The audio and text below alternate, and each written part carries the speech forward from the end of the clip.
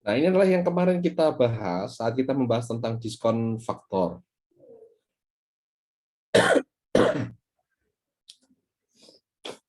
Saat kita membahas tentang diskon faktor, kita membahas salah satunya adalah eh, kita mencari nilai dari net present value, nilai sekarang atas suatu arus uang di masa yang akan datang.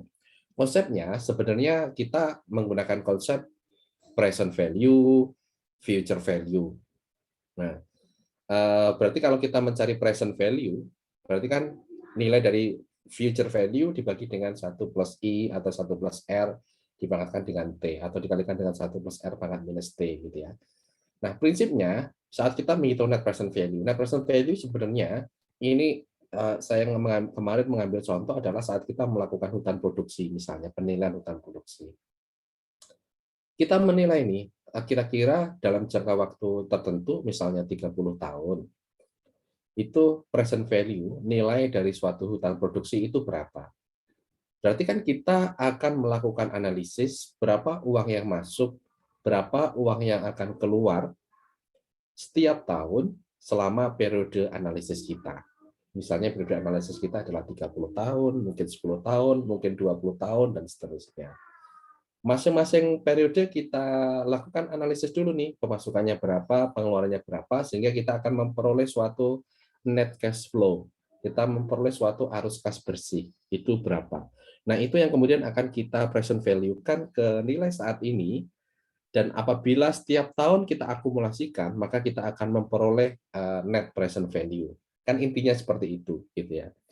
Nah, ini mungkin konsep utama kita saat kita nanti akan melakukan penilaian terkait dengan sumber daya alam. Nah, sebagai latihan, kita di awal ini kita latihan dulu deh, bagaimana mencari net present value atas suatu arus kas dari suatu misalnya sumber daya alam.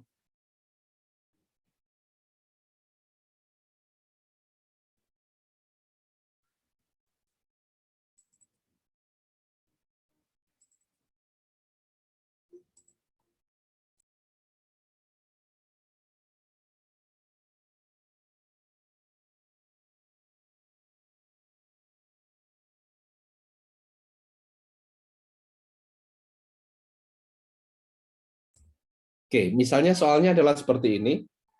Ini adalah soal gitu ya. Misalnya suatu lahan itu akan ditanami dua jenis pohon, pohon A dan pohon B. Nah, kita ini adalah perkiraan arus kas bersih untuk jika ditanami oleh jenis pohon itu. Ini disederhanakan. Jadi pendapatannya dari penjualan kayu dan biayanya adalah biaya tanam atau yang lain-lain gitu ya. Sudah dikelompokkan menjadi satu ini. Oke. Nah, dari arus kas seperti ini, pertanyaan selanjutnya adalah berapa nilai dari net present value dari masing-masing jenis pohon. Sehingga kita akan tahu nih kira-kira mana yang lebih menguntungkan. Apakah ditanami jenis pohon A ataukah ditanami jenis pohon B. Ini pembatasannya hanya sampai dengan 4 tahun karena ya kalau 30 tahun kepanjangan gitu ya. Saya nulisnya juga males gitu ya. Jadi ini dibatasi 4 tahun, tetapi prinsipnya nanti kalau seandainya pun analisisnya 20-30 tahun, ya sama aja. Gitu ya. Nah sekarang silakan dihitung dulu. Boleh menggunakan Excel, boleh menggunakan pakai kalkulator atau apapun. Oke, boleh menggunakan Excel, boleh menggunakan kalkulator. Tingkat diskonto yang digunakan adalah 7% di sini. Oke, silakan dihitung dulu agar kita terbiasa untuk mencari nilai dari net present value ini.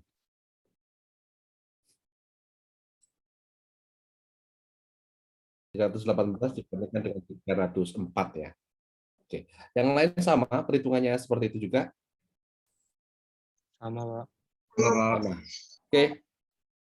Oke, kita lihat deh. Oke. Jadi ini adalah apa namanya arus kasnya setiap tahun dari tahun pertama sampai dengan tahun 4. Sekarang kita analisnya di tahun ke-0.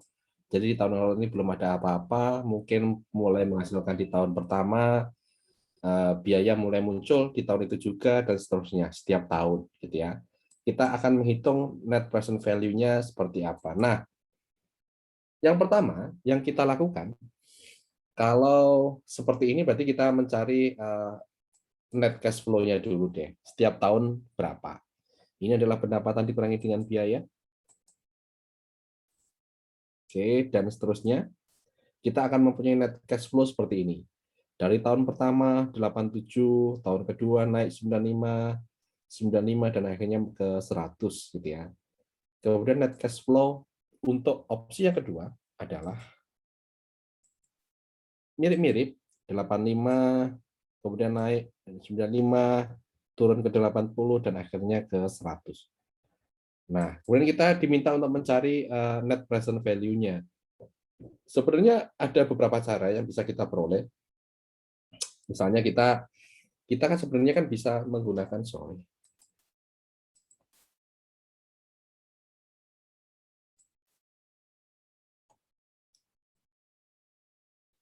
Kenapa keyboard saya nggak bisa dipakai?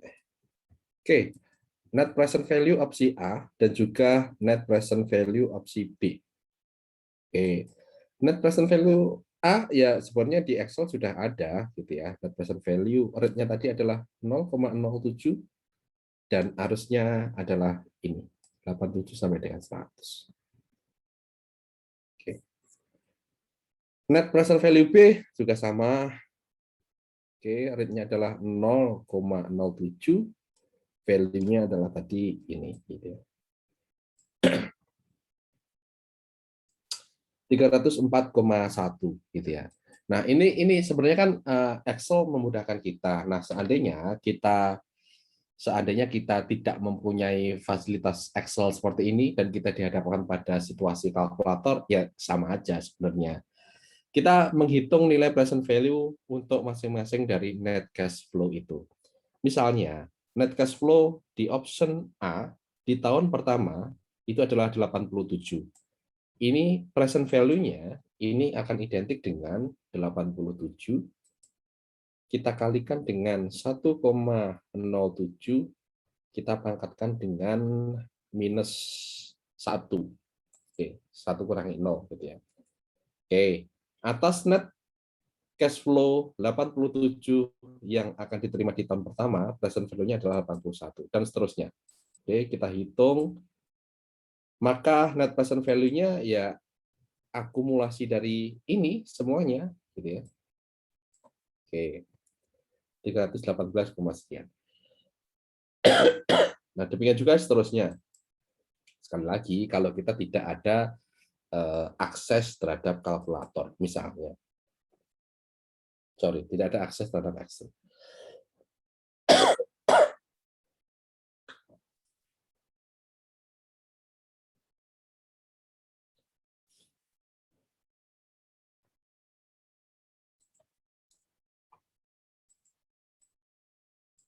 Oke, dan ini adalah net present value-nya. Yang kedua adalah 304,01 gitu ya. Nah, ini sebenarnya yang mungkin saat kita membahas tentang discounting sebelumnya yang perlu kita pahami. Nah, sebenarnya saat kita benar-benar terjun ke dalam suatu penilaian, yang paling susah sebenarnya ya bukan menghitung net present value-nya ini. Kalau net present value-nya ini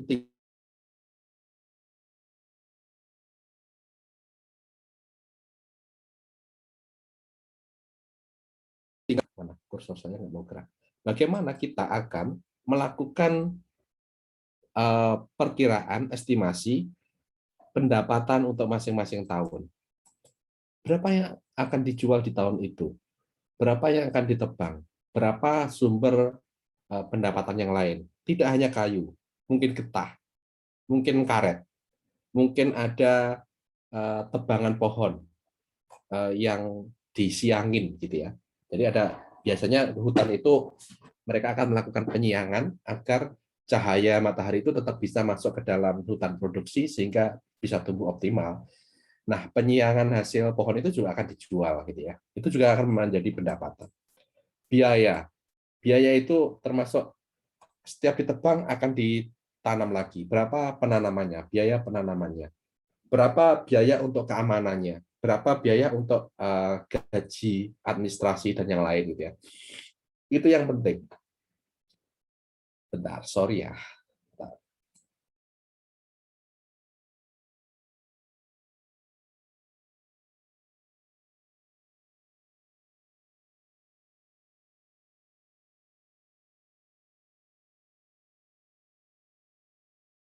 Oke, biaya juga seperti itu. Belum lagi kalau kita ingin memperkirakan berapa kenaikan komponen biaya per tahun, berapa kenaikan komponen pendapatan.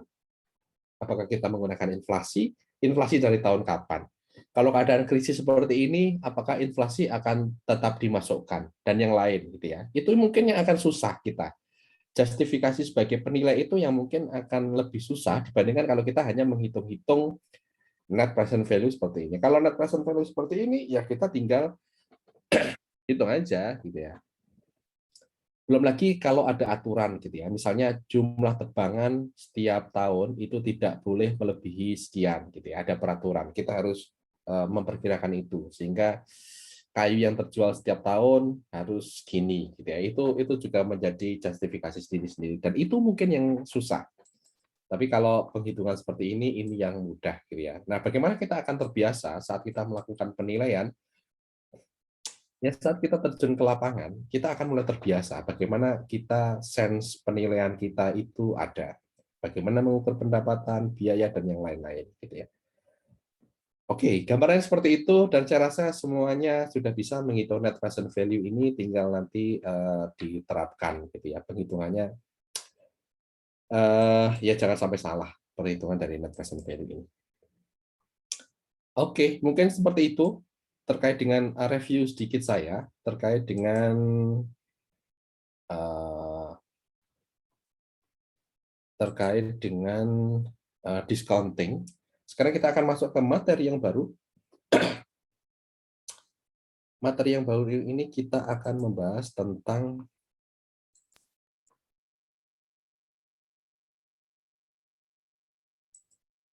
bentar ya. Kita akan membahas tentang market price. Kayaknya.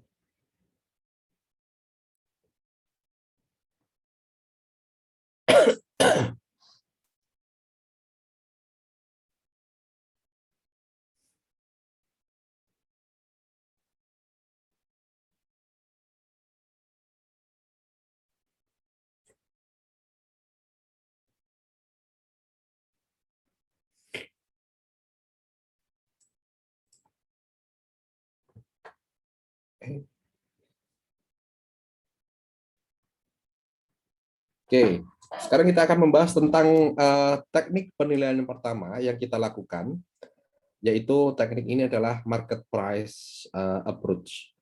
Oke, nah sebelum ke situ kita ulangi dulu apa yang telah kita pelajari di pertemuan sebelumnya, hingga kita akan memperoleh suatu gambaran gitu ya, posisi dari apa yang akan kita pelajari saat ini itu seperti apa. Oke. Sebelumnya kita telah mempelajari tentang pendekatan penilaian.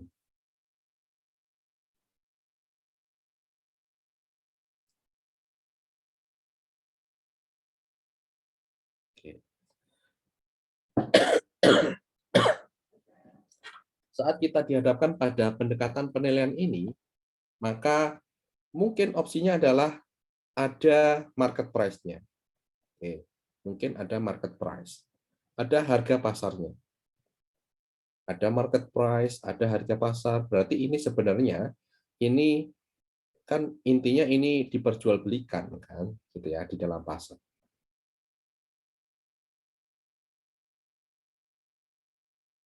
Nah, opsi yang kedua mungkin kita akan dihadapkan pada suatu keadaan di mana tidak ada market price misalnya.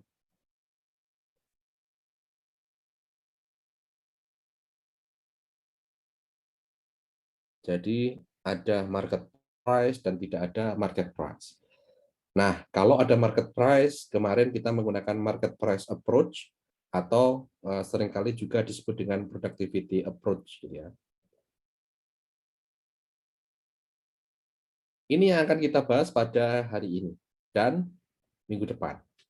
Nah, saat tidak ada market price, berarti kita akan melakukan pendekatan yang lain.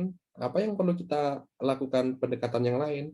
Kalau tidak ada market price, kita bisa menggunakan revealed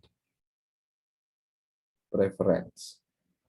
Preferensi seseorang itu kita ungkap, gitu ya. Kita telaah seperti apa, yang kemudian akan menggambarkan nilai dari sumber daya alam yang kita analisis. Oke. Ada lagi yaitu state preference. Nah, perbedaan di antara keduanya, kemarin kita sudah membahas kalau reveal preference itu ada proxy. Ada proxy yang bisa kita gunakan, ada perwakilan, proxy itu semacam perwakilan gitu ya, yang bisa kita gunakan untuk menilai suatu sumber daya alam. Oke, mungkin kita secara langsung tidak bisa menilai sumber daya alam itu, tetapi kita bisa menggunakan cara lain, kita menilai hal yang lain, tetapi itu bisa mewakili kita dalam menilai sumber daya alam. Itulah proxy. Nah, proxy-nya itu kan ada yang kita sebut dengan direct proxy, ada indirect. Gitu ya.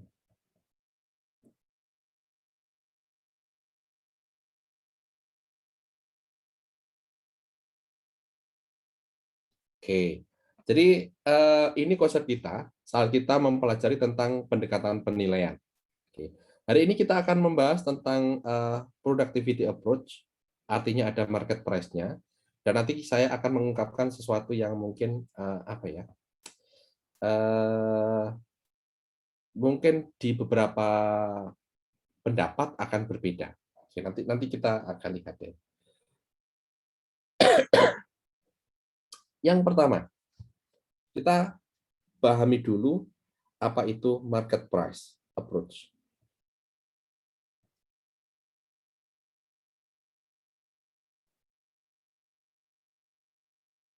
Ini disebut juga dengan productivity approach.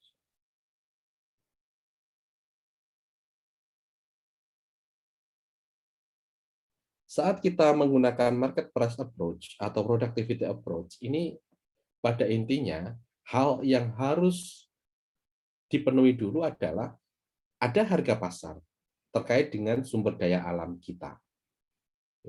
Kalau ada, bisa kita menggunakan ini. Nah, kenapa ini adalah preferensi kita? Kita bisa menggunakan ini dan sebaiknya menggunakan ini kalau mempunyai harga pasar. Karena ini akan mempunyai kelebihan, gitu ya. Kelebihannya apa? Kelebihannya adalah ini adalah gambaran yang nyata. Kalau kita menggunakan market price, ya berarti kita menggunakan gambaran yang nyata atas pasar sumber daya alam, gitu ya.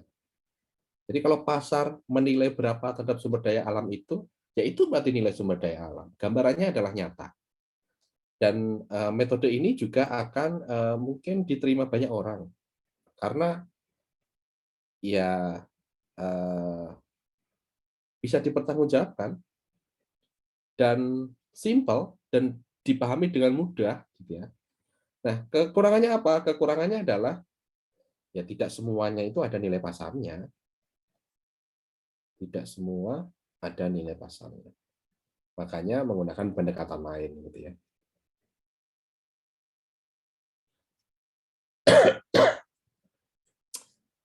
Jadi saat kita melakukan penilaian sumber daya alam, misalnya anggaplah kita melakukan penilaian terhadap apa ya, ikan deh, atau mungkin kita eh, pohon deh, kayu deh di dalam sebuah hutan, gitu ya. Nah, ini kan sebenarnya kan kita tahu sumber daya alam berupa barang ini, ikan ataupun kayu, itu ada di dalam pasar.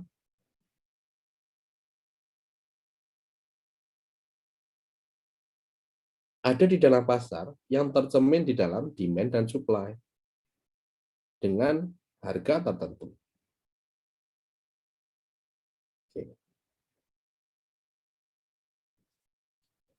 Makanya, ya terhadap kalau saat kita menilai ikan atau pohon itu, ya berarti yang kita lakukan nilainya adalah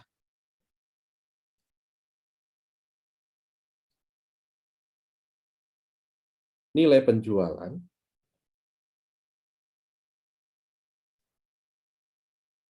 dikurangi dengan biaya ekstraksi.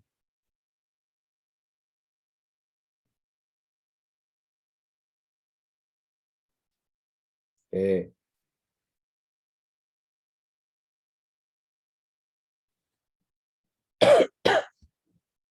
Nilai penjualan itu apa? Ya quantity dikalikan dengan price, gitu ya. Kuantitinya berapa ya tergantung jenisnya apa. Ya, nanti kita akan kasih contoh deh. Tapi secara konsep kita menggunakan ini bahwa nilainya adalah nilai penjualan dikurangi dengan biaya ekstraksi. Biaya ekstraksi itu biaya pengambilan atau mungkin bisa biaya produksi, gitu ya. Intinya ya ini revenue dikurangi dengan cost lah. Nilainya itu revenue dan cost yang memang terjadi di pasar karena memang diperjualbelikan di dalam pasar. Nah, ini mirip dengan sebenarnya konsep ini mirip dengan surplus produsen. Kemarin penekanan kita kan surplus konsumen gitu ya. Dan sempat ada pertanyaan bagaimana apakah bisa menggunakan surplus produsen? Bisa gitu ya untuk beberapa hal. Termasuk untuk hal ini saya lupa ini bisa menggunakan konsep dari surplus produsen sebenarnya. Oke, jadi ini sekali lagi ini bisa menggunakan konsep surplus produsen. Kenapa kita bisa menggunakan konsep surplus produsen? Karena intinya seperti ini.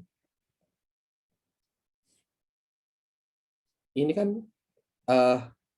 nilainya ini kan dipandang dari sisi produsen. Karena apa?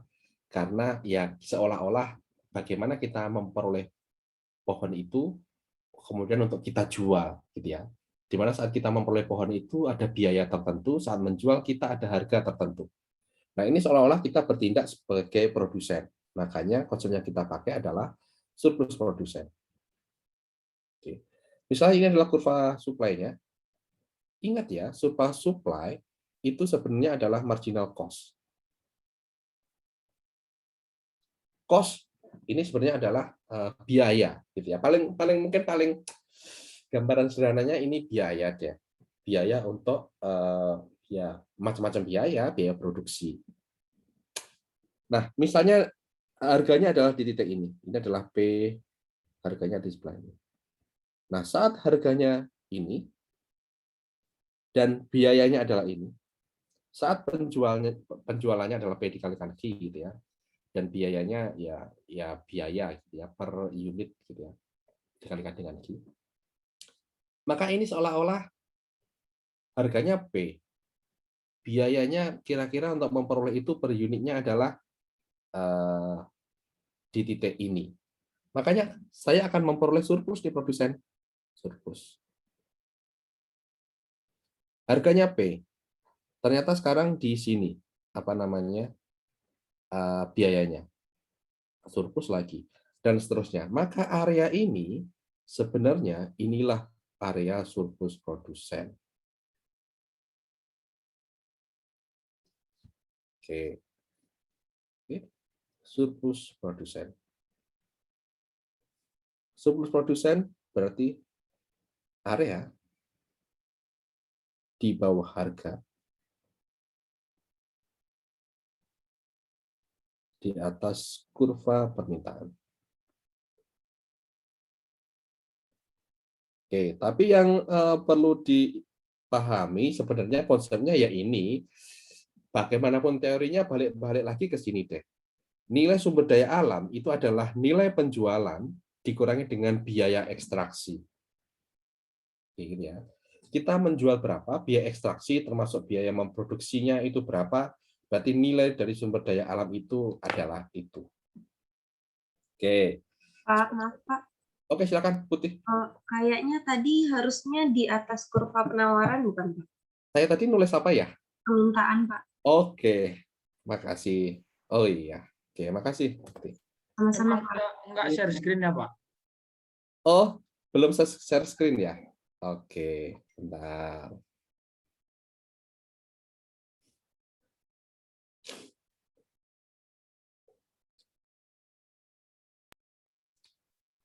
Oke, sudah muncul ya?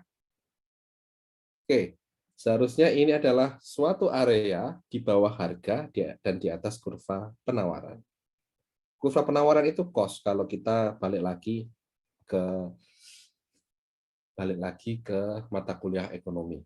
Nanti dipelajari kenapa kok kurva penawaran bisa menjadi cost gitu ya. Tapi sekali lagi intinya ini bahwa nilai sumber daya alam adalah nilai penjualan dikurangi dengan biaya ekstraksi.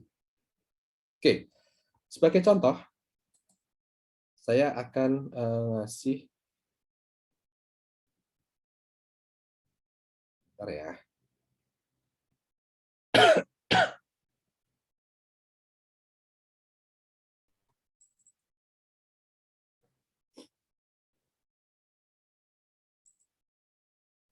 Kasih lihat deh. Jadi misalnya adalah seperti ini.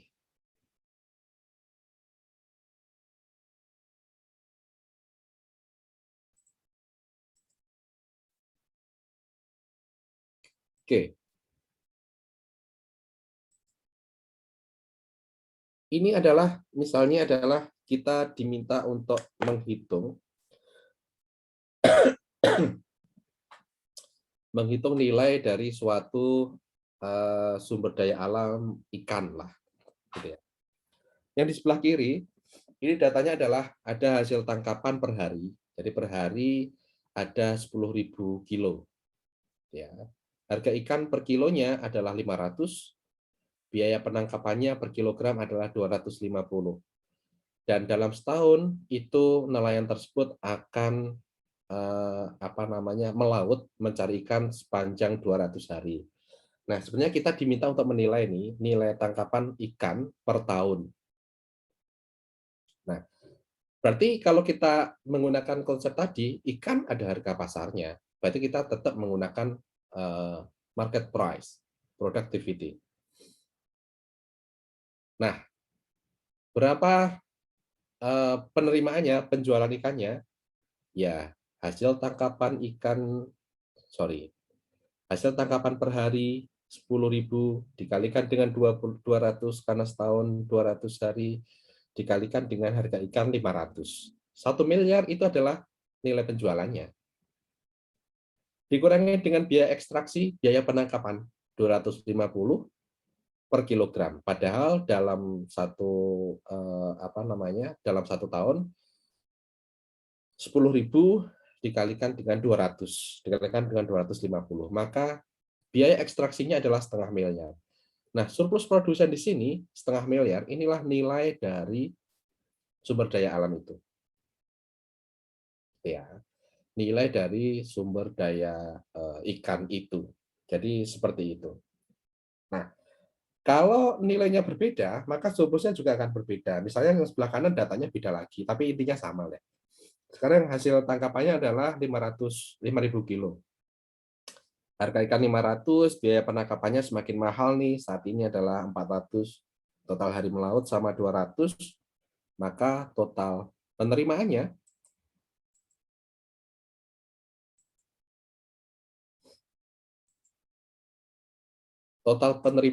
atau penjualannya dalam satu tahun itu adalah 200 hari melaut, dikalikan dengan setiap hari akan memperoleh 5.000 kilo, dikalikan dengan harga ikan 500 juta.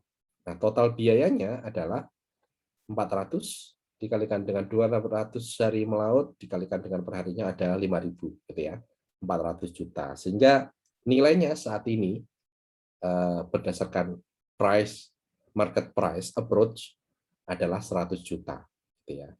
Nah, ini adalah sebenarnya contoh penggunaan bagaimana kita menilai dari suatu sumber daya alam, gitu ya. Kita lihat dari situ.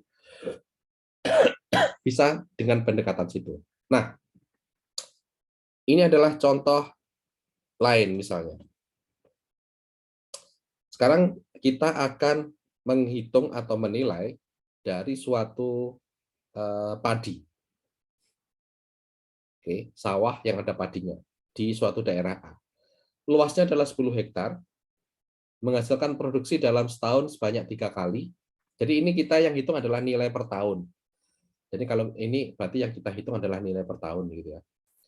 Padi di suatu daerah A luasnya 10 hektar, dalam setahun itu memproduksi 3 kali, jumlah produksi per hektarnya adalah 5 ton, sedangkan harga gabah di pasaran adalah 3.700 dan biaya produksinya satu siklus adalah, ini satu siklus, biaya produksi satu siklus artinya dalam satu kali masa panen gitu ya, 7 juta per siklus per hektar.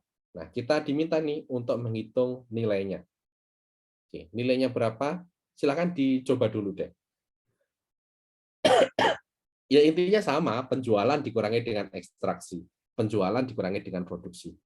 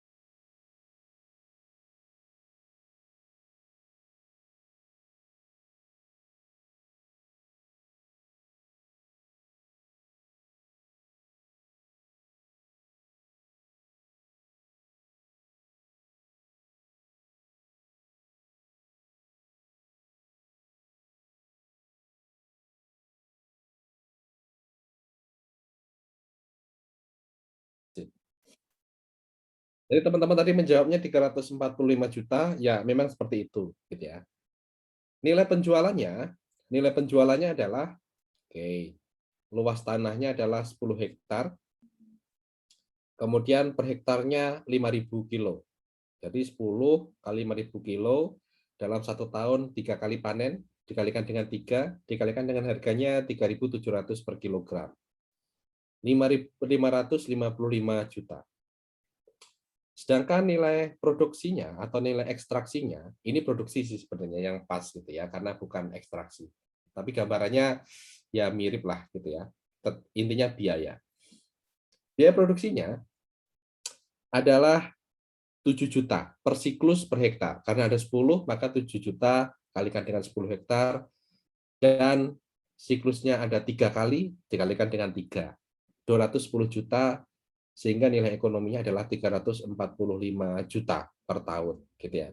Nah, ini adalah apa namanya, prinsipnya seperti itu. Kalau kita menggunakan market price dan kita diminta untuk menilai suatu sumber daya alam, ya seperti itu. Ya tinggal kita kalikan aja. Ya. Nah, demikian juga misalnya sebagai gambaran untuk hutan produksi tadi. Untuk hutan produksi, misalnya di tahun pertama kita bayang kita akan ada penjualan kayu nih. Ya berapa kuantiti yang dijual, dikalikan dengan berapa harga jualnya, dikurangi dengan biaya tadi, biaya-biaya, gitu ya. Ya akan selalu seperti itu konsepnya. Oke. Penjualan dikurangi dengan biaya-biaya. Penjualan dikurangi dengan biaya ekstraksi. Penjualan dikurangi dengan biaya produksi atau apapun. Gitu ya. Jadi konsepnya akan semacam itu. Cuman mungkin nanti pengembangannya, kalau ini kan per tahun berapa gitu ya. Kalau kita menilai suatu sumber daya alam, ya tadi rentang analisis kita berapa tahun, mungkin sampai tak terhingga gitu ya. Kemudian kita present value-kan ke nilai sekarang. Itu jadi nilai ekonomi dari sumber daya alam itu. Bukan, kalau ini kan mungkin kita melakukan nilai ekonomi setiap tahun gitu ya. Ada satuan tiap tahun dan sebagainya. Kalau secara total Ya kita perkirakan per tahun akan seperti apa, dan kita present value kan seperti kita tadi di awal, kita melakukan net present value, itulah nilai dari ekonominya. Oke, prinsipnya seperti itu, seperti gambarannya. Oke, silakan dikerjakan lagi soal berikut, nomor 1 dan nomor 2.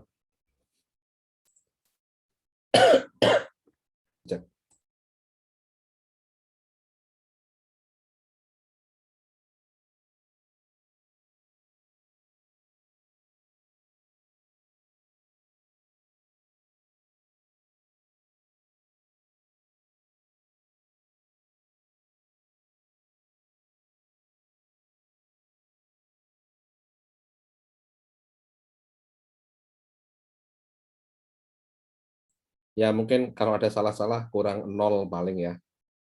Mungkin salah hitung dan yang lain. Oke, kenapa jadi ini ya? Bentar ya, sorry.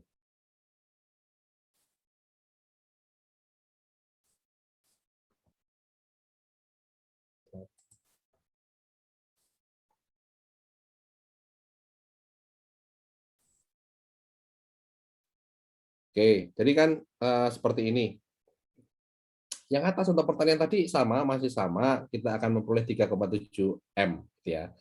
Kemudian yang bawah untuk ular tadi ya 52 kali 500 dikalikan dengan 1.500 kurangi 650, 22,1 juta, gitu ya. Nah, intinya ya cuman seperti itu, gitu ya. Yang kita lakukan seperti itu. Next, soal selanjutnya sebelum kita break.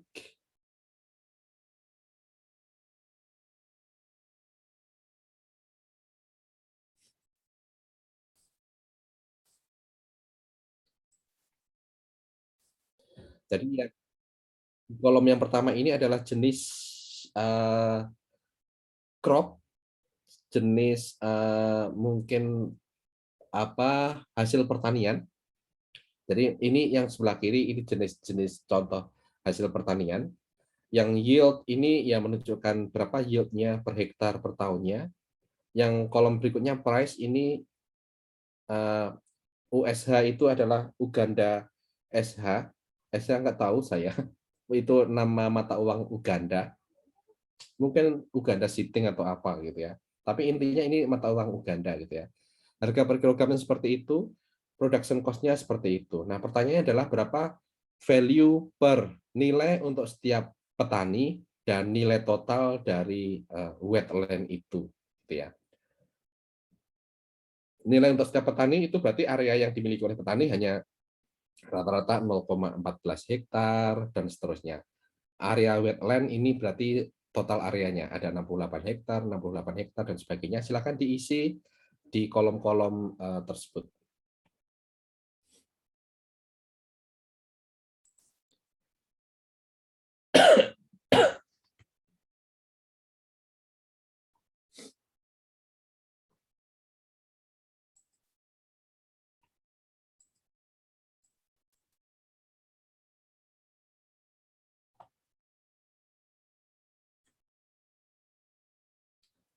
Ya intinya ini sebenarnya kuat-kuatan kita dalam menghitung deh ya. Ya apa namanya? Saya yakin kalian semuanya bisa. Bentar, sorry. 214, 105.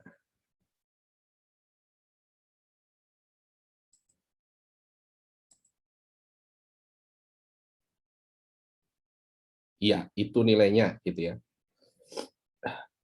Oke, jadi ininya kita menghitung berapa per farmer, berapa total all wheatland untuk masing-masing crops itu.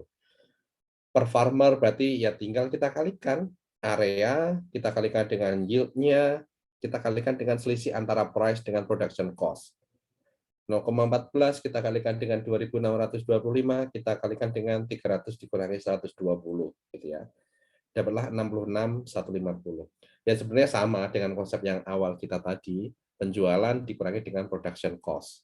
Penjualan dikurangi dengan extraction cost. Kalau all wheatland ya 68 kita kalikan dengan 2625 kita kalikan dengan 300 min 120 gitu ya. dapatlah 32.130.000 sekian. Untuk semuanya kalau kita menggunakan Excel ya kita tinggal tarik aja, hingga kalau kita menggunakan Excel ya kita akan tahu bahwa average per farmernya adalah 214.276 dan value secara total adalah 105.499.080 Uganda SH ini gitu ya. Oke, mungkin seperti itu. Ada pertanyaan sebelum kita break terkait dengan market price.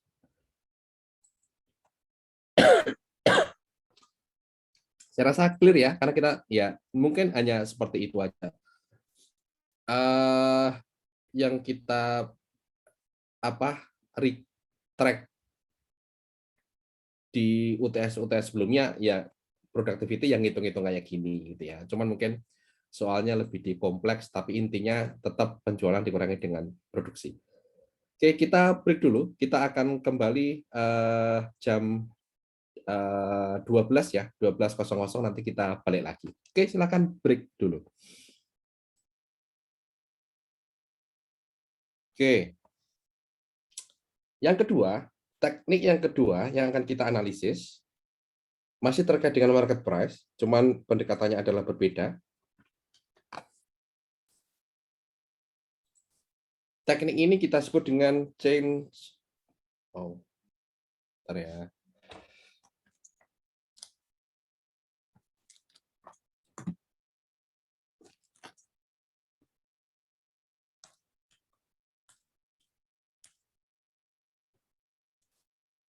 Teknik ini kita sebut dengan change of production, change on production, atau CP, dan satu lagi atau kita sebut dengan production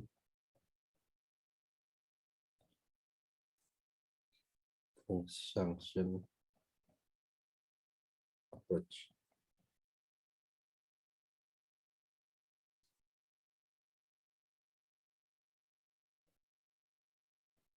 Oke. Teknik yang kedua yang akan kita bahas adalah change on production atau production function approach, CP atau PFA. Nah, ini konsepnya sebenarnya adalah oke, kita mempunyai sumber daya nih, sumber daya alam nih, apapun itu. Oke. Ada sumber daya alam dan sebagainya. Nah, sumber daya alam ini sebenarnya apa sih? Ini sebenarnya adalah input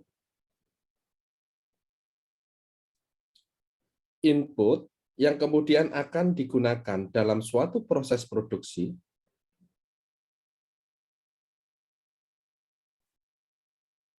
ini adalah fungsi produksi ya kalau di ekonomi. Oke. Hingga menghasilkan output. Nah, saat kita membahas tentang change on production, jadi saat kita membahas tentang konsep yang kita sebut dengan change on production, ini intinya adalah bahwa input ini berubah. Terjadi perubahan input. Oke.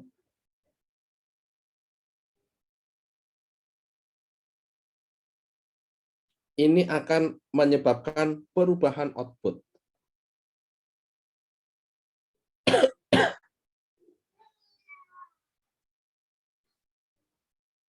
Nah, input ini mungkin tidak bisa kita ukur, tetapi kita bisa mengukur perubahan output-nya.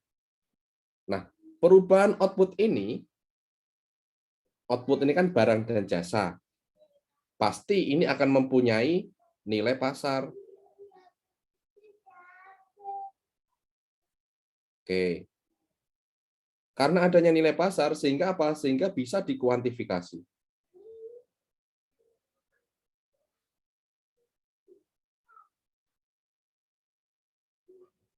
Oke, konsepnya seperti itu. Konsep dari apa yang kita sebut dengan change on production itu seperti itu. Oke. Ada nilai pasar sehingga bisa dikuantifikasi. Nah, bagaimana kita mengkuantifikasi perubahan output ini? Ya balik lagi kita menggunakan konsep tadi, gitu ya. Oke. Menggunakan konsep penjualan dikurangi dengan biaya ekstraksi. Nah, dari hal ini, kemudian kita bisa tarik lagi ke sini. Perubahan output ini bisa kita gunakan untuk menilai misalnya perubahan dari sumber daya alam. Oke. Nilai perubahan dari sumber daya alam. Oke. Prinsipnya seperti itu. Ini yang kita sebut dengan change on production. Itu seperti itu. Misalnya nih,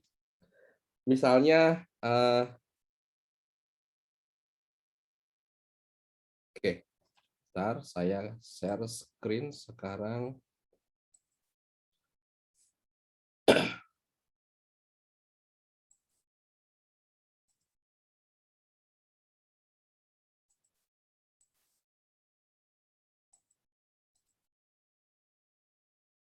Oke, misalnya ini adalah contoh-contoh yang menggunakan konsep change on production. Jadi, kita sebenarnya diminta untuk menghitung kerusakan dari hutan mangrove, misalnya. Tetapi kita tidak bisa mengukur nih kerusakan hutan mangrove, tetapi yang bisa kita ukur adalah misalnya dari hal burung bangau.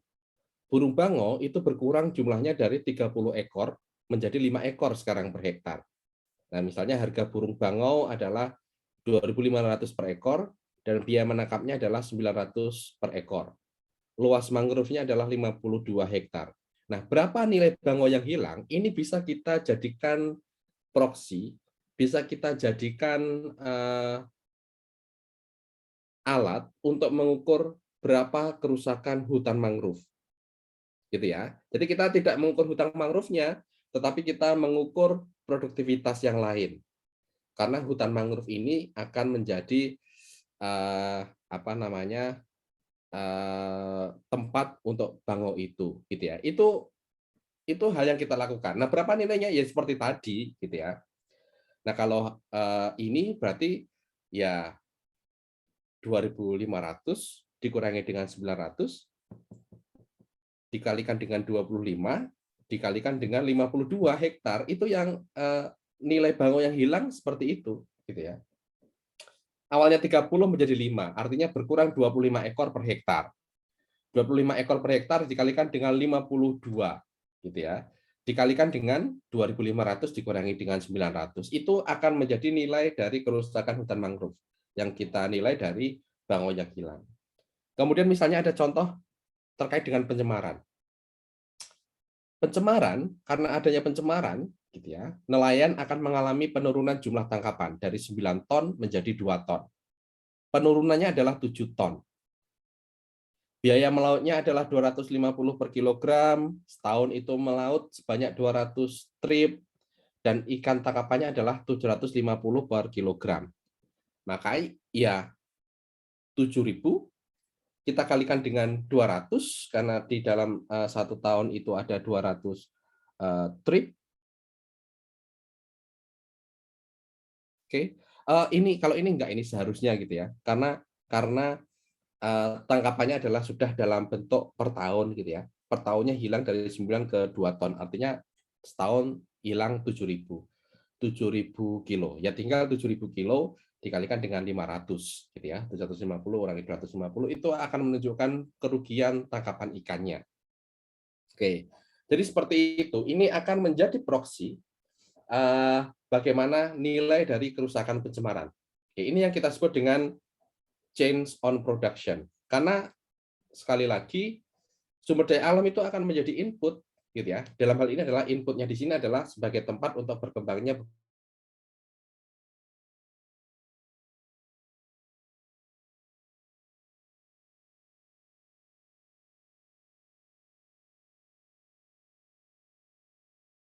beberapa produktivitas, terutama untuk perikanan, pengurangan perikanan itu, gitu ya. Intinya yang kita sebut dengan change on production itu seperti itu. Oke, jadi di sini di kasus kita ini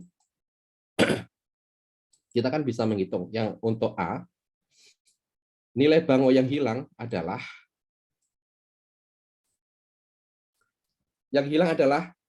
yang awalnya 30 ekor menjadi 5 ekor per hektar. Artinya hilang 25 ekor per hektar. Padahal mangrove itu ada 52 hektar. Berapa yang hilang ini? Yang hilang ini ya kita kalikan dengan selisih antara harga dengan production, ya. Selisih antara 2.500 dikurangi dengan 900. Oke. Jadi nilainya adalah 25 dikalikan dengan 52 dikalikan dengan 900.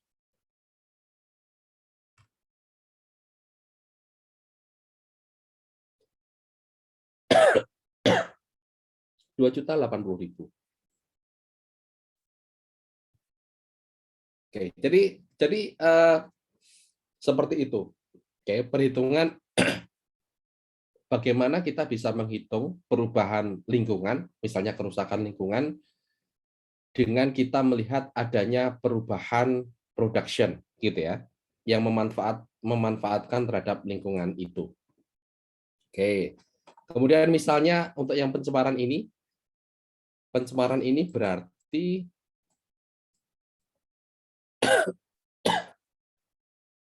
sorry, kursornya nggak muncul, sorry, bentar ya.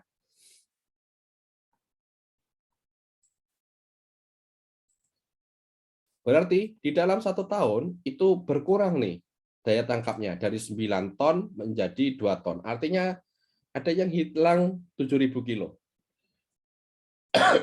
Kehilangan 7.000 kilo ini sudah satuannya sudah per tahun ya, sudah per tahun, dan mungkin trips di sini mungkin sudah menjadi tidak relevan lagi. Dikalikan dengan 500, 750, harganya dikurangi dengan production cost-nya 250 gitu ya. Kalau ada di sini. Nilainya adalah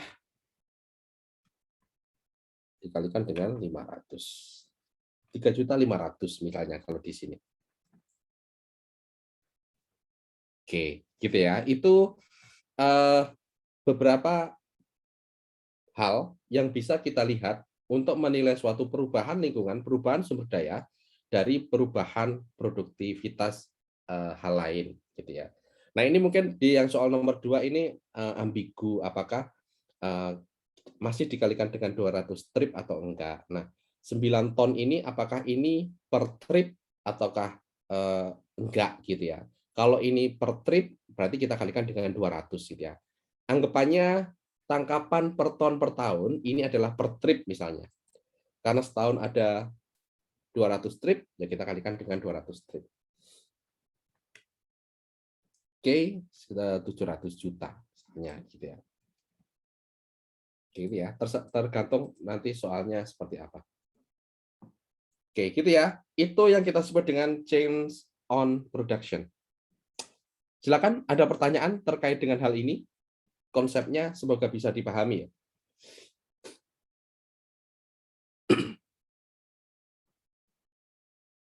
Izin bertanya, Pak. Oke, silakan Fadil ya. Silakan Ini Fadil. kan untuk mengukur satu komoditas saja ya, Pak. Kalau apa namanya, untuk mengukur suatu ekosistem itu berarti gabungan dari beberapa ini ya, Pak? Iya, benar, gitu ya. Jadi itu yang kemarin kita lakukan saat kita melakukan penilaian. Kita lihat dulu apa sumber daya alam yang ada di situ, fungsinya buat apa, dan apa yang dipengaruhi, gitu ya. Ini kan hanya satu sisi saja sebenarnya. Kalau kita bisa mengidentifikasi semua hal, ya ini menjadi akumulasi dari kesemuanya itu. Oke, jadi benar apa yang disampaikan oleh Fadil tadi. Gitu ya. Baik, Pak. Terima kasih, Pak. Sip.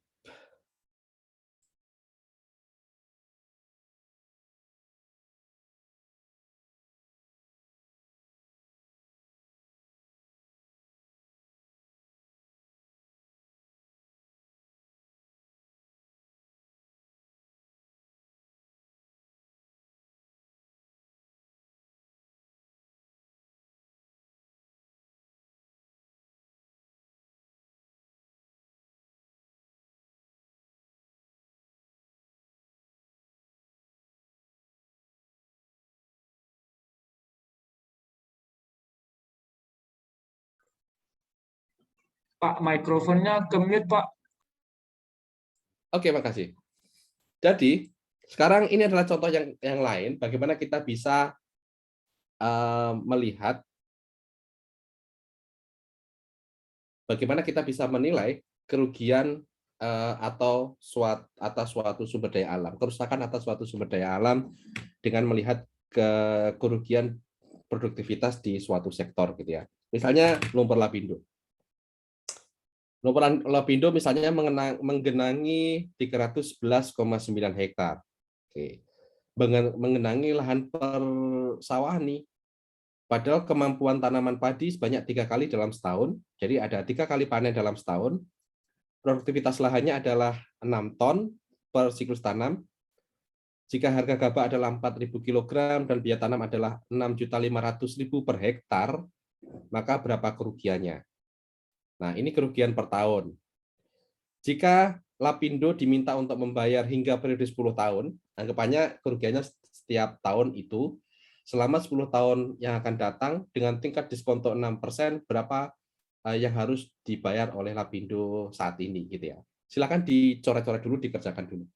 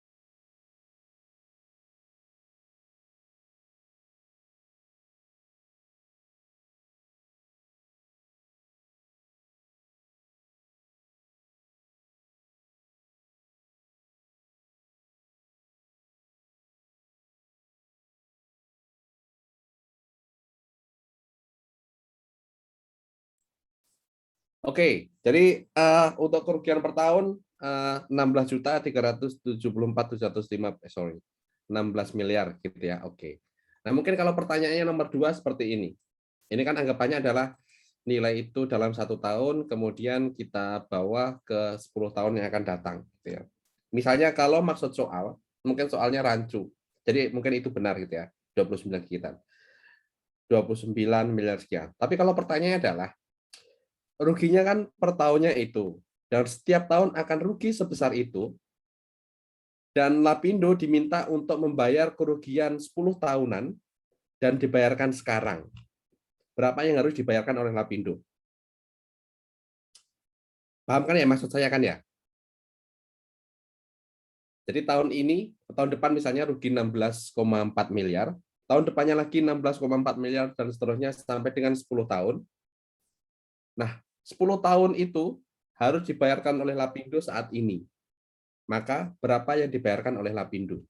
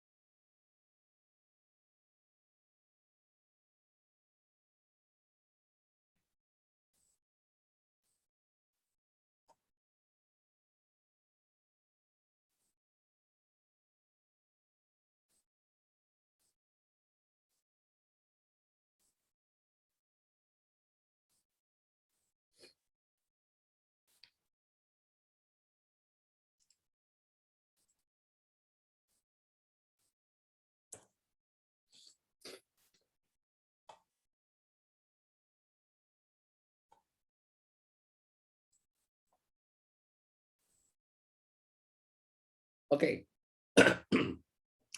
120-an juta itu gitu ya. Jadi ya mungkin itu gitu ya. Jadi tergantung soalnya sebenarnya maksudnya seperti apa. Kalau maksudnya seperti itu ya berarti Lapindo harus membayar 120 miliar, 120,5 miliar ini gitu ya. Oke, itu adalah pendekatan yang kita gunakan dan kita sebut dengan change of production. Ada satu lagi yang ingin saya sampaikan sebelum kita selesaikan mata kuliah pada hari ini. Oke. Yang ketiga, sorry, bukan yang ketiga sebenarnya. Oke, sebelum ke situ. Tadi kan saya sempat ngasih tahu bahwa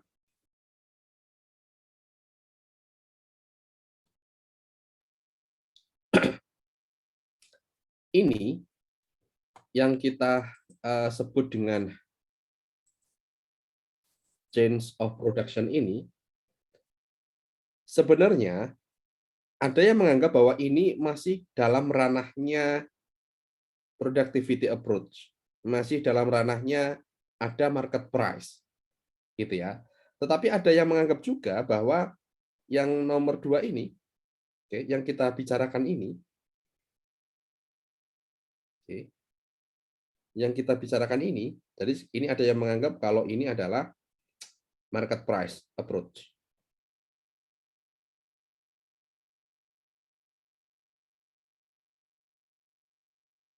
Tetapi ada yang menganggap bahwa ini sebenarnya adalah revealed preference.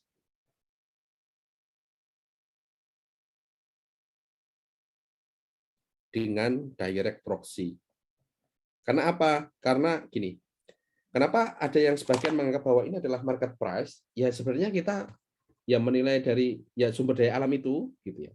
Kita menilai itu dengan harga pasar, makanya ya market price. Tetapi ada yang menganggap, loh bukan kan kalau kerugian tadi yang kita nilai kan bukan kerugiannya, bukan sumber daya alamnya, tetapi kita menggunakan proxy lain yang bisa menggambarkan kerugian atau rusaknya suatu sumber daya alam tertentu, gitu ya. Makanya ada yang menganggap itu adalah revealed preference direct proxy. Jadi terserah mau menggunakan apapun, bisa menggunakan yang market price, bisa menggunakan yang revealed preference yang masuk ke dalam direct proxy ini juga nggak apa-apa, gitu ya. Masing-masing mempunyai justifikasi sendiri-sendiri. Oke. Satu lagi, sekarang yang akan kita bahas adalah production function approach. Oke, sekarang kita bahas yang production function approach.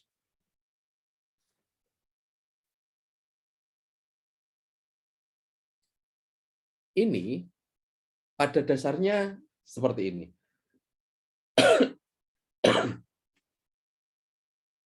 Kalau yang ini tadi kan adanya perubahan input diproseskan menjadi perubahan output. Kalau ini masih sama, pada dasarnya kan production function approach ini masih sama. Jadi sumber daya alam itu sebagai input, kemudian akan menjadi proses produksi, hingga akhirnya menjadi suatu output, gitu ya. Nah, kalau PFA ini, production function approach, bukan perubahannya, tetapi memang harga output ini berapa? Harga output ini berapa? Ini yang akan kita bawa untuk menilai, itulah nilai dari sumber daya alam. Gitu ya.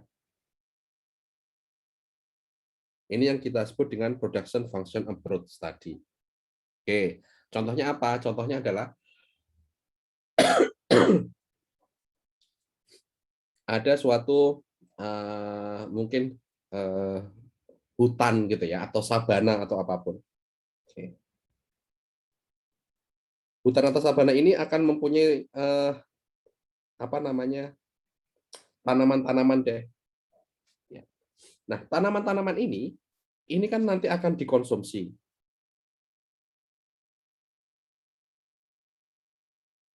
Dikonsumsi oleh siapa? Dikonsumsi oleh sapi, oleh kerbau, oleh kambing,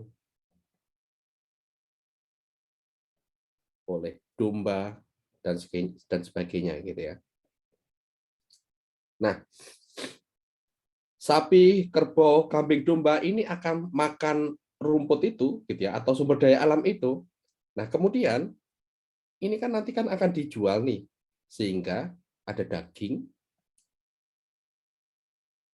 dan ada susu. Kalau sapi gitu ya. Kambing juga bisa sih. Jadi daging akan ada nilainya, susu akan ada nilainya. Ini totalnya berapa? Ini yang akan kita gunakan untuk memproksikan nilai dari sumber daya alam ini. Oke. Jadi kalau sapi, kerbau, kambing, domba dilepas di dalam suatu alam, di suatu sumber daya alam, kemudian ya kita akan hitung nih. Jadi prinsipnya seperti ini. Jadi kan ini kan ada banyak nih, ada banyak sumber daya alam, sekian hektar deh, gitu ya. Yang dimakan oleh sapi, kerbau, kambing, domba per tahun kan ya mungkin nggak semuanya, gitu ya. Mungkin ini totalnya misalnya ada 100 hektar, ini mungkin yang dimakan itu hanya 20 hektar misalnya, gitu ya. Ya nilai dari 20 hektar ini berapa, gitu ya. Nilai dari 20 hektar ini berapa? Baru kemudian kita kalikan dengan 5, karena total sumber daya alam kita adalah 100 hektar, gitu ya. Nah, saat kita melakukan penghitungan seperti ini, jadi kambingnya kan misalnya ada 100 nih, gitu ya, ada 100 ekor, kerbau ya sapi 100 ekor, kerbau 50 misalnya, kambing ada 200 ekor misalnya, domba ada 200 ekor juga misalnya. Nah, masing-masing ini biasanya di dalam penilaian sumber daya alam itu ada istilahnya ST, satuan ternak.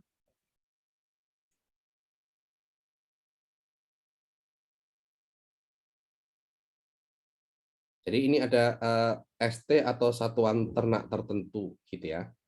Oke. Karena apa? Karena ya kita nanti akan ada suatu satuan, misalnya konsumsi untuk satu satuan ternak itu berapa kilo daun misalnya gitu ya. Kan satu sapi akan berbeda dengan satu kerbau, akan berbeda dengan satu kambing gitu ya.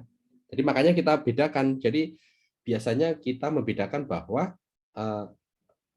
pencacahan terhadap suatu ternak itu bukan dalam buah kambing, buah kerbau, tapi dalam satuan ternak atau animal unit namanya. Nah, ini 100 ini perlu kita konversi kalau menjadi satuan ternak itu berapa? Dalam suatu besaran yang disebut dengan satuan ternak per ekor itu berapa, ya. Jadi kalau sapi misalnya satuan ternak per ekornya adalah 0,7 misalnya, ya 100 ini kita kalikan dengan 0,7. Kira-kira ada 70 satuan ternak. Kerbau juga misalnya berapa untuk kerbau dan sebagainya gitu ya. Kalau kambing berarti lebih kecil lagi, domba kecil dibandingkan dengan sapi, karena satuan ternak itu sebenarnya menggambarkan konsumsi pangan yang dia gunakan, gitu ya. Nah, dari konsumsi pangan yang akan digunakan ini, kita kan akan tahu nih, berapa satu tahun dia akan mengonsumsi. Misalnya, setara dengan 20 hektar, atau sekian kilo, gitu ya. Sekian ton, misalnya, sekian ton, gitu ya. Dia mengkonsumsi segini nih, 20 hektar. Nah, dari kambing, kerbau, sapi, domba ini per tahun kan ada yang menghasilkan daging, ada dijual per kilo daging, ada yang menghasilkan susu. Ya ini kalau susu ya berarti yang hanya sapi betina gitu ya, atau kerbau betina gitu ya, nggak semuanya menghasilkan susu ya.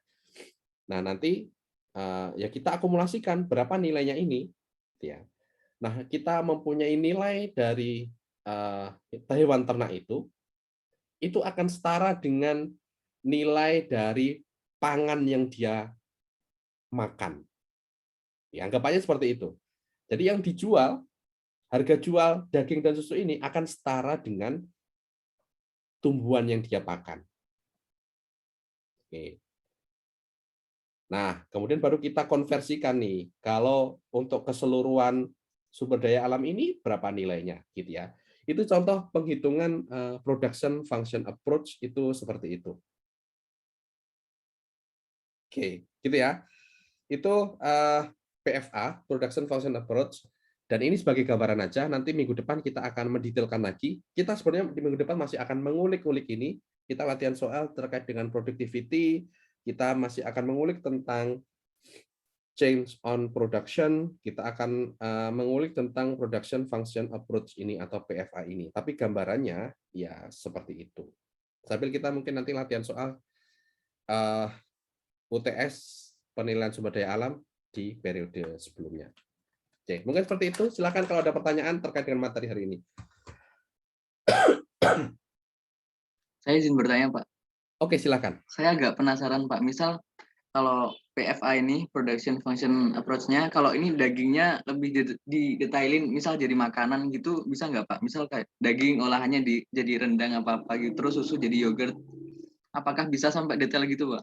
Terima kasih. Oke. Apakah bisa detail sampai itu? Tergantung gitu ya. Gini. Itu mirip dengan saat kita melakukan penilaian terhadap PDB, bukan penilaian ya, saat kita menghitung PDB. Saat kita menghitung PDB, yang kita lakukan adalah value added, gitu ya, value added. Jadi dari suatu ekstraksi, mungkin ini sumber daya alam diekstraksi oleh seseorang ini akan masuk ke dalam industri ini akan masuk menjadi barang yang lain, gitu ya, barang setengah jadi misalnya, akan masuk lagi ke perusahaan hingga menjadi barang jadi yang dikonsumsi. Nah, saat penghitungan PDB, kita langsung menuju ke sini. Oke. Harga jadinya berapa? Nilai akhirnya berapa? Tetapi saat kita atau PDB, kita menghitung per prosesnya. Ini berapa per prosesnya? Menjadi barang setengah jadi ini value added-nya berapa? Menjadi barang jadi ini value added-nya berapa? Kita akumulasikan, nanti hasilnya akan sama dengan barang jadi.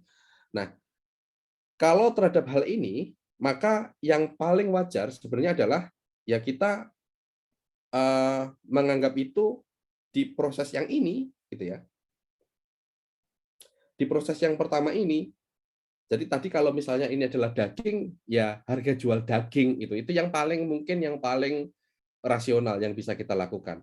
entah nanti daging itu dibuat apa dan dibuat apa, itu akan menjadi value added dari sektor lain, gitu ya. Value added dari manufaktur misalnya, value added dari perdagangan dan sebagainya. Tetapi ya sah-sah saja kalau kita menganggap bahwa berarti nilai sumber daya alam ya seharusnya ya kesemuanya itu ya oke-oke aja. Tetapi yang biasanya digunakan, pendapat yang digunakan adalah per value added per prosesnya. Jadi saat kita menganalisis sumber daya alam, ya pertama kali atau proses pertama atau sumber daya alam itu yang kita anggap sebagai nilai sumber daya alam. Mungkin penjelasannya seperti itu. Baik Pak, terima kasih Pak. Oh, udah tadi ya.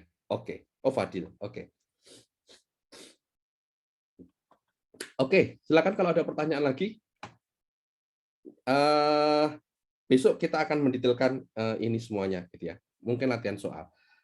IPB katanya akan membuat latihan soal nanti seperti apa beberapa soal gitu ya terkait dengan hal ini. Masih 20 menit. Ada pertanyaan sebelum kita tutup pada hari ini? Oke. Jadi materi terkait dengan UTS sebenarnya hanya sampai dengan ini, sampai dengan production, karena di minggu depan kita masih akan mengulik dengan production lagi. Sedangkan teknik yang lain akan kita lakukan setelah UAS. Tetapi tidak semua teknik karena memang waktu kita terbatas, makanya perlu penilaian sumber daya alam 2, gitu ya. Rencananya nggak tahu apakah biasanya kalau di mata kuliah kita itu ada praktik sebelum pandemi. Tapi setelah pandemi kalian berpencar juga akan menjadi susah untuk melakukan praktik. Praktiknya biasanya menilai suatu hutan atau suaka alam tertentu, gitu ya. Itu fungsinya buat apa, menghasilkan apa, ya dinilai. Gitu ya. Tetapi kalau pandemi seperti ini, nggak tahu apakah nanti akan melakukan penilaian secara virtual atau apa, belum diputuskan, gitu ya. Tapi nanti usahanya setelah UTS menjelang UAS nanti akan semacam ya praktik lah sampai menyusun suatu laporan gitu ya. Oke, seperti itu. Bentar ya, sebelum saya tutup lagi hujan, saya ada jemuran. Bentar ya, sorry.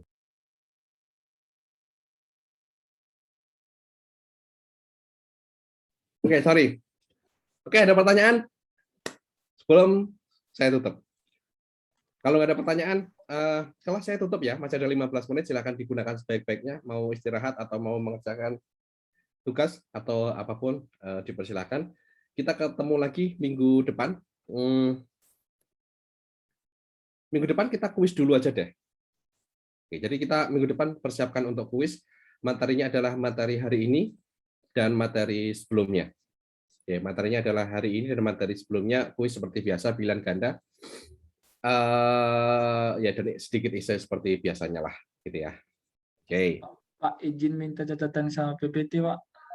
Oh iya, oke. Oh, latihan soal tadi ya, nanti saya kirim. Oke. Ya, Pak, sama catatan. Makasih, Pak. Oke.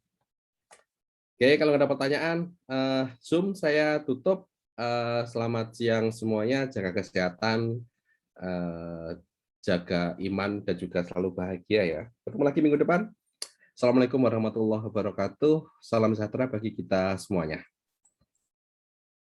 Makasih banyak, Pak. Waalaikumsalam Oke. warahmatullahi wabarakatuh. Terima kasih, Pak. Assalamualaikum warahmatullahi wabarakatuh.